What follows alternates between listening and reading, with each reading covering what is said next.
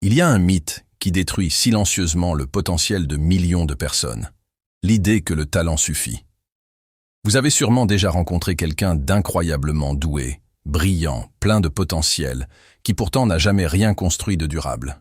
Et à l'inverse, vous connaissez probablement quelqu'un de moyennement talentueux qui a fini par dépasser tout le monde.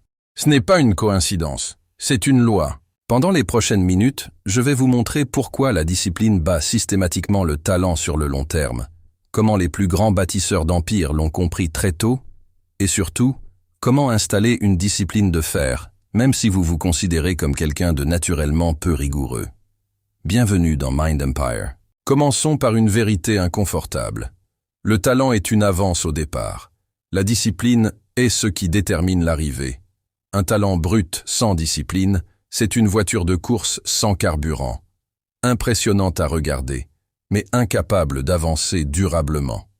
La discipline, elle, c'est le carburant qui transforme n'importe quel véhicule, même modeste, en machine capable de parcourir des distances que personne n'imaginait possibles. Le talent ouvre des portes.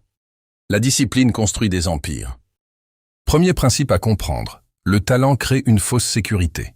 Les personnes naturellement douées réussissent souvent facilement au début, sans effort particulier. Ce confort précoce devient paradoxalement un piège.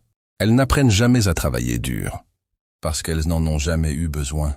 Le jour où la difficulté augmente, où la compétition devient sérieuse, où les résultats ne viennent plus automatiquement, elles s'effondrent, faute d'avoir développé le muscle de la persévérance. À l'inverse, les personnes moins naturellement avantagées développent dès le départ une capacité à travailler malgré l'inconfort, malgré l'absence de résultats immédiats. Cette capacité devient leur véritable supériorité à long terme. Deuxième principe, la discipline est invisible, donc sous-estimée. Tout le monde célèbre le talent parce qu'il se voit immédiatement, qu'il impressionne instantanément. La discipline, elle, ne se voit jamais dans l'instant.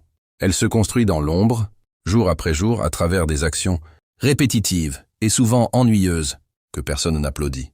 Se lever tôt quand personne ne regarde. Travailler une heure supplémentaire quand personne ne le saura jamais. Refuser une distraction agréable pour respecter un engagement pris avec soi-même. C'est précisément parce que ces actions sont invisibles que la majorité des gens les abandonnent rapidement. Il n'y a aucune récompense immédiate. Aucune validation sociale instantanée. Seuls ceux qui comprennent que la discipline est un investissement à intérêt composé tiennent le coup suffisamment longtemps pour voir les résultats apparaître.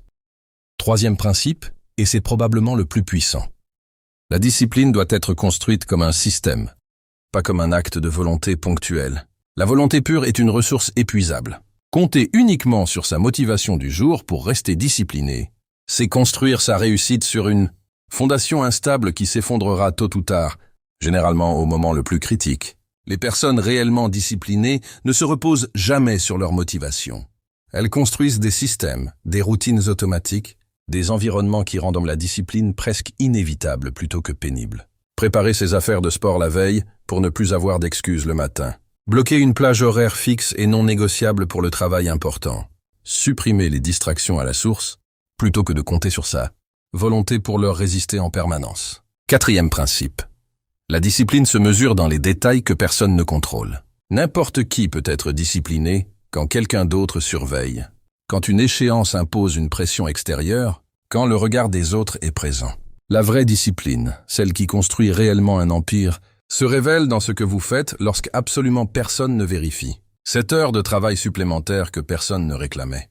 Ce refus de la facilité quand il aurait été si simple de relâcher l'effort sans que cela ne se sache jamais. C'est cette discipline silencieuse, sans témoin, qui sépare durablement les bâtisseurs d'empires du reste du monde. Cinquième principe, la discipline doit précéder la passion, pas l'inverse.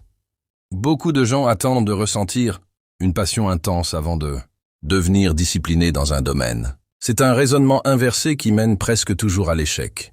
La réalité fonctionne différemment. C'est la discipline répétée qui finit par produire la compétence, et c'est la compétence qui finit par produire un sentiment d'accomplissement proche de la passion. Attendre de ressentir la passion avant d'agir, c'est attendre indéfiniment, parce que la passion authentique n'est presque toujours après l'effort, jamais avant. Concrètement, comment construire cette discipline si elle ne vous est pas naturelle? Voici 3 actions immédiates. Premièrement, commencez petit, mais commencez de façon non négociable. Choisissez une seule habitude, la plus importante pour votre objectif principal, et engagez-vous à la respecter chaque jour pendant 30 jours, sans exception, peu importe votre humeur ou votre fatigue. La taille de l'engagement compte moins que sa régularité absolue. Deuxièmement, supprimez les décisions répétitives. Chaque décision que vous devez reprendre chaque jour, comme décider si vous allez ou non faire du sport, épuise votre volonté. Transformez cette décision en règle fixe, une fois pour toutes, et vous n'aurez plus jamais à la reprendre mentalement. Troisièmement, entourez-vous de personnes qui normalisent la discipline plutôt que l'excuse. L'environnement social influence directement votre capacité à tenir vos engagements. Un cercle qui valorise l'effort rend la discipline naturelle. Un cercle qui valorise l'excuse rend l'abandon socialement acceptable. Voilà pourquoi, dans chaque domaine de la réussite, qu'il s'agisse d'entrepreneuriat, de finance, de sport ou de carrière, on retrouve systématiquement le même schéma.